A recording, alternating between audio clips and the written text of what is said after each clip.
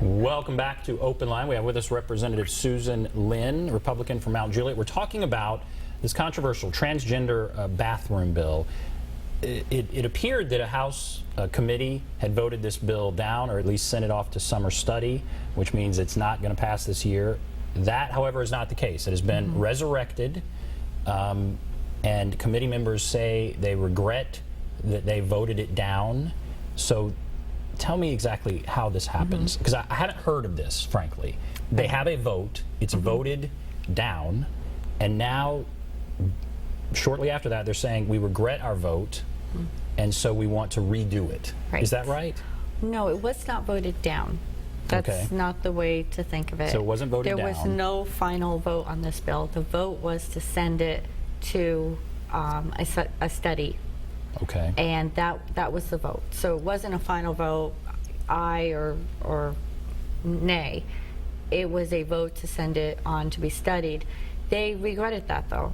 A lot of the other members, when they heard what happened, went to them and said, why have you done this? This is a problem. We're hearing about this in our districts. Why have you done this? And so they regretted it very much. The Senate said, we fully intend to give this bill a hearing tomorrow and vote on it. And then today the Senate did give that hearing and they passed this bill. So what has to happen now? So the Senate did pass it. So a Senate committee passed it. Yes, yes. What happens now on the House side? In the House side, there will be some motion made, and I am not privy to that. The committee chairman knows what needs to be made, but there will be a motion made so that it can be heard in his committee. In the committee that voted to send it off to summer study? Yes, yes. So they would hear it again, and even though people are on the record as saying this is not something we should be doing, they may reconsider that and change their mind. Well, that was one member, Representative Rick Womack from Rutherford County. He did not like the idea of the bill, but you know, that's okay. I mean, everybody has their different opinion, and that was his. David Fowler, former senator, state senator, what sort of role has he played? What his organization, and did he call representatives after that vote, or what role has he played? David Fowler, I initially filed the bill, and he's done a lot of research, and so has another organization on this issue. This issue has been litigated. That's one thing that the Department of Education is very worried about, is litigation. This issue has been litigated, and measures that are enacted right now, very similar to this legislation, have won. Are they on appeal? Yes, they're on appeal. They're on appeal in the Fourth Circuit, but they have won. And what they said is that, yes, respecting the privacy of all students is the intent of Title IX. Now, the other side will quote a document, a guidance document by the Obama administration that says that you have to have allow transgender students to use, you know, whatever bathroom that they want. That's just a guidance document. That document was not created with public input. It was not created with uniform rules of administrative procedure. It was not created by elected individuals.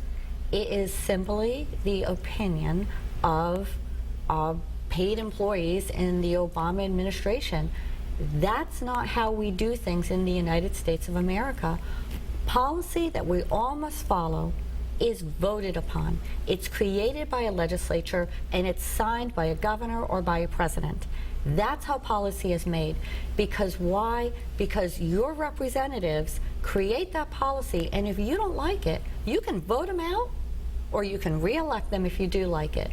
When an unelected body simply comes up with a document and says, you have to follow this, that defies the Republican process or the Democratic process, whatever you want to call it. Is that one of the major issues at play? Because again, when the Department of Education says there's not one complaint filed, and others say this is a solution in search of a problem, is that the bigger issue then? That the Title IX and Is that a concern of yours, or? This is fully in line with Title IX. This is fully in line with Title IX. Title IX says that students have a right to privacy But yet when the using the governor bathroom. has said they're worried they would lose Title IX funding over this, and I believe the governor's opposed to the bill.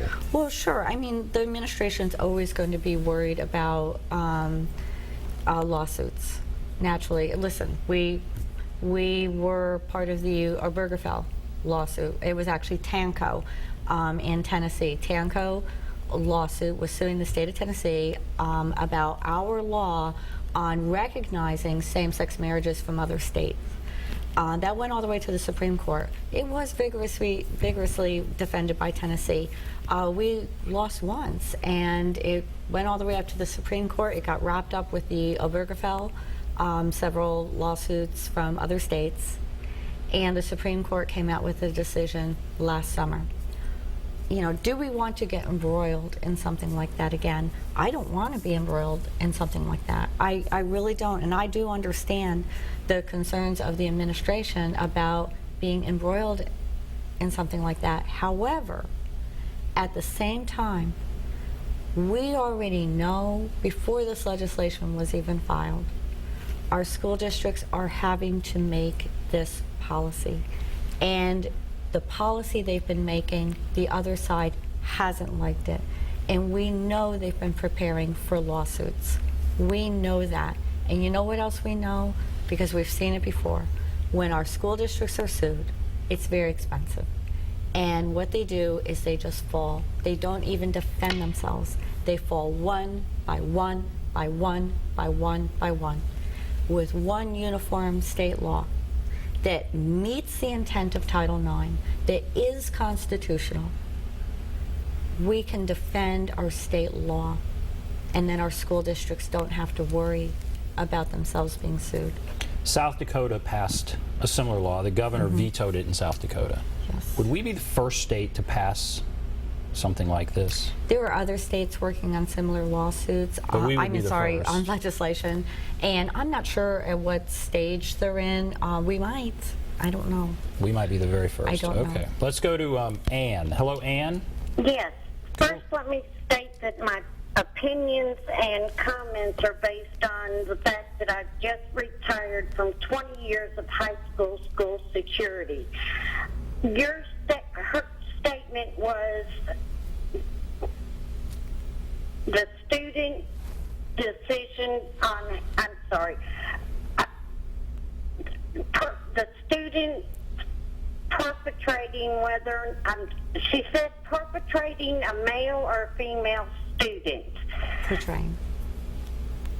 You can't choose to perpetrate your sex and it be a safe situation in a school. You're either male or female. Right. There's got to be a way for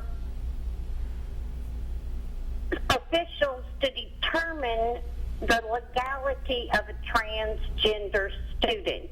If you were 18 and an adult and you chose to perpetrate yourself as a female and you weren't female, you would be arrested. This is a concept children have to learn as they're growing. So, yes, you have to provide a safe environment, but the way these bills are being discussed and the way this bill is being written is just going to cause more harm than good. It's going to have more hate crimes. There's no way to police the bathrooms. All right, so you've been in security for 20 years at a metro school. Yes. You're opposed to this bill? Absolutely. And why, quickly, name in a sentence or two, why are you opposed to it? Because for one, hate crimes and sex crimes are not adequately reported. Number two, there are no cameras. You can't put cameras in bathrooms. You don't have bathroom guards or police. Teachers do not monitor bathrooms. That's right. Principals do not monitor bathrooms. Okay, so they're not monitored. Okay, so Yeah. So you're going to have have more violence in these bathrooms. All right, well, let's talk about that. So she says hate crimes will increase. Well, I think she's misunderstanding the bill, actually. This bill, right now, what is happening is students are actually taking, female students are taking male sex hormones. Male students are taking female sex hormones and then saying, I want to use the girls' room, or a female student is saying, I want to use the boys' room. And schools are having to deal with this. Some schools are letting them. Some schools are letting a female student who's taking sex hormones to masculinize herself use the men's room. To me, that's a really dangerous situation. And like you're saying, there's no security cameras in there. We don't know what might happen. And these students also testify that they are bullied. You know, they're in their other state because they're taking these hormones to masculinize themselves or feminize themselves. And they're using the other restroom, and they're saying they're being bullied. Well, they also say that when they use the restroom of their own sex, that they're being bullied. What this is doing is providing a safe environment for them so that they won't be bullied. It'll have a restroom for them that they can use so that they will not be bullied. So boys will use the boys' room. Girls will use the girls' room. And those students who are either masculinizing themselves or feminizing themselves will have a safe restroom to go in. This is happening. I don't know why it's happening. I don't know why, you know, but again, students are choosing to do this. There have been no problems reported, no complaints.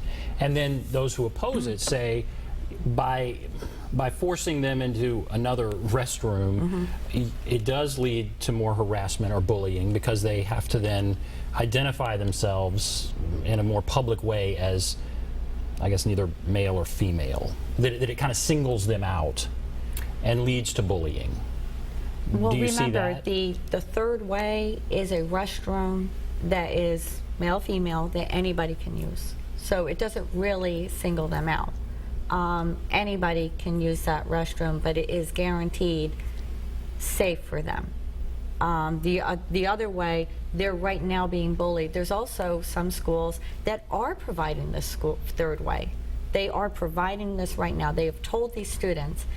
In fact, one of the students from one high school testified it's a girl who is masculinizing herself. And she said that she's not allowed to use the boys' room. She's not allowed to use the girls' room. She can only use this restroom that is set aside for her and other students who are choosing to take these sex hormones so that they can appear different. And she was not happy with that either, even though by her own testimony she said, when I used the girls' room, I was bullied. When I used the boys' room, I'm bullied.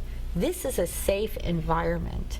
It just doesn't make sense to complain about a safe environment when, you know, people are going to great lengths to make sure that you are safe. Like the caller said, you can't put cameras in the restroom. You can't. No. All right, we have to take a break. We have a bunch of calls. So when we come back, we're just going to start going through the phone. So if you're on the line, hold on. Let's do that. We'll take a break. Be back right after this.